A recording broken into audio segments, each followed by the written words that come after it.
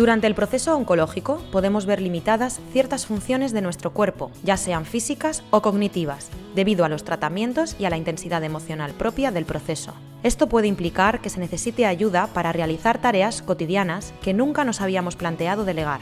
María Lleras conversará con Elisenda, paciente de cáncer de mama, para ayudarnos a comprender cómo encajar las limitaciones que pueden surgir en el proceso oncológico y por qué es mejor dejarnos ayudar.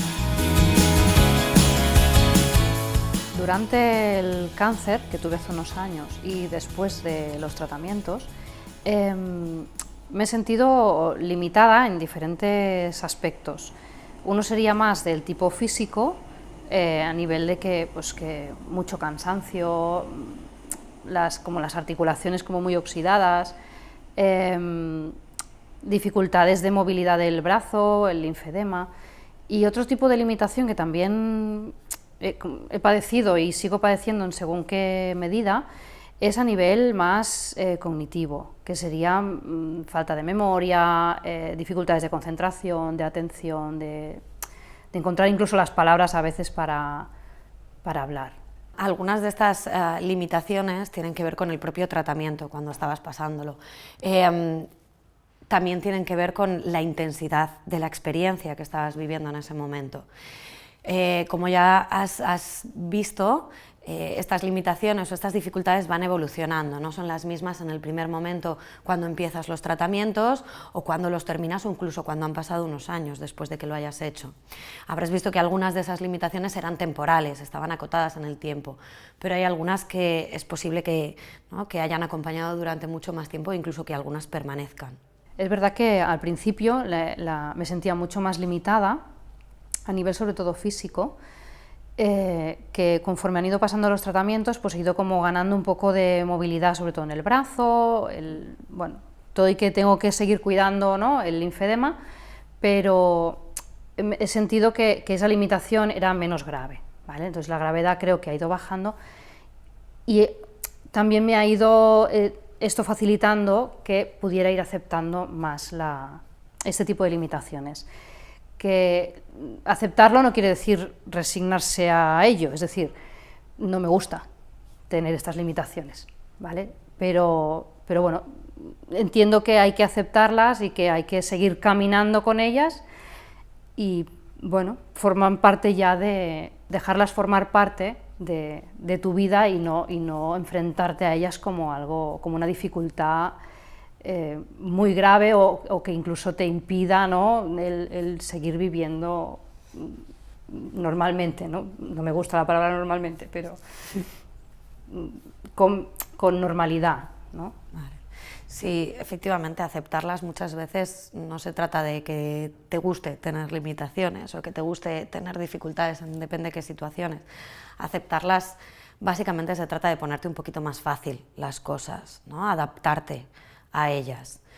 Muchas cosas lo puedes hacer tú misma, seguramente, ¿no? El facilitarte en muchas ocasiones, pues yo no sé, ¿no?, pues si me dificulta la movilidad del brazo y necesito coger algo de arriba constantemente, pues facilitármelo igual es ponérmelo más bajo.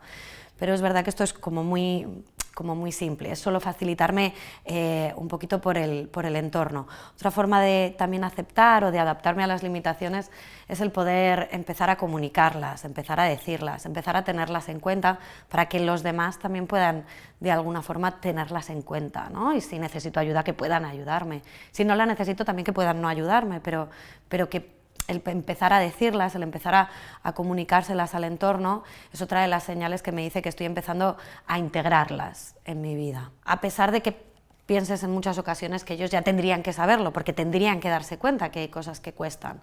Pero bueno, a veces no, la gente de alrededor no nos damos cuenta.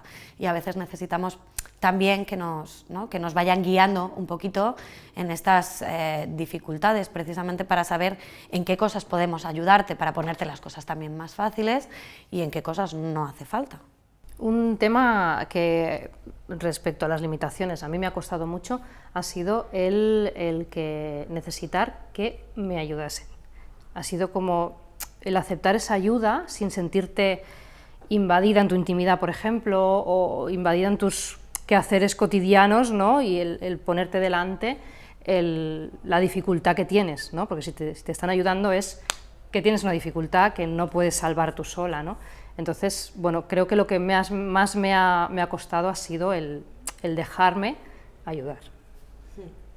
Sí, tiene mucho sentido, ¿no? Es un poquito una ambivalencia. A pesar de que sé que necesito ayuda, a veces no quiero necesitarla. Y tiene sentido porque lo has dicho, ¿no? Es que el necesitar ayuda me pone sobre la mesa el que yo hay cosas que no puedo hacer solo. Cuando hace un tiempo, poco, además, sí que podía hacerlo solo, ¿no? Y entonces es verdad que puede ser muy difícil de aceptar. De hecho, es que aceptar ayuda implica muchas cosas. Aceptar ayuda en muchas ocasiones implica primero ser consciente de que se necesita, con lo cual necesito darme cuenta de que tengo dificultades, de que hay cosas que me cuestan. Después necesito que alguien más se dé cuenta de estas dificultades, con lo cual ya no me las puedo guardar para mí. Necesito comunicarlas, expresarlas para pedir ayuda.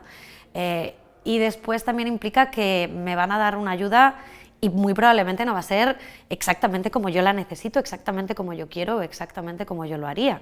Y eso también me implica tener una tolerancia hacia lo que los demás pueden hacer por mí. Con lo cual es que recibir ayuda al final es muy complicado y a veces es difícil. El por qué generan malestar, a veces estas limitaciones, tiene que ver un poco con las expectativas. Por lo que tú has dicho, hay muchas dificultades que igual, ¿no? Yo durante los tratamientos puedo verlas dentro de un contexto de tratamiento y puedo entenderlas más fácilmente, pero estas otras que permanecen a lo largo del tiempo, bueno, son las que más malestar suelen generar porque, bueno, son más inesperadas. Estas no las había tenido en cuenta, no sabía que iban a estar después. En muchas ocasiones los pacientes hablan, ¿no?, de un paréntesis, ¿no? Yo pensaba que cuando me diagnosticaron el cáncer, que esto era un paréntesis en mi vida y que cuando terminaba volvía al punto del principio. Y en muchas ocasiones nos encontramos que esto no es así. Y claro, es muy complicado aceptar que esto no es así, que he cambiado, que hay cosas que van a seguir cambiando o que permanecerán como están ahora, y además algunas de esas cosas son dificultades, son cosas que me cuestan, son cosas en las que los demás necesitan ayudarme. Con lo cual a veces es muy difícil de aceptar y muy doloroso. Al final, con la perspectiva que te da un poco el tiempo y las circunstancias, pues acabas aceptando que hay ciertas cosas que no vas a poder hacer ya más, pero también aprendes que una persona o tú no te defines por tus limitaciones, es decir, que tú en esencia, entre comillas, ¿no?, vas más allá de esas limitaciones que tienes que convivir con ellas, pero que no te definen al final. Efectivamente, es que una persona es mucho más, ¿no?, que lo que puede hacer o no puede hacer. Y de hecho, en muchas ocasiones, en lo que no puedo hacer, aceptar ayuda no es denigrante.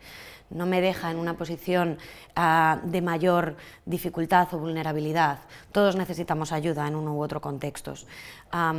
Es verdad que en muchas ocasiones el malestar viene por el significado que yo le doy a esa limitación o a esa ayuda, pero en muchas ocasiones todos hemos ayudado a personas que estaban en nuestro entorno y lo hemos hecho desde unas ganas por estar allí, desde unas casi necesidad personal de acompañar, ¿no?, con un cariño, con unas ganas de cuidar.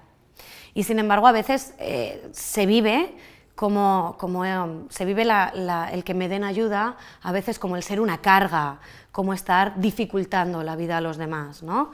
Entonces depende mucho de ese significado que yo le ponga a la ayuda, el cómo me hace sentir, también el significado que yo le doy a esa limitación, ¿no?, como tú decías. Pero en general las personas somos mucho más que lo que hacemos o lo que no hacemos.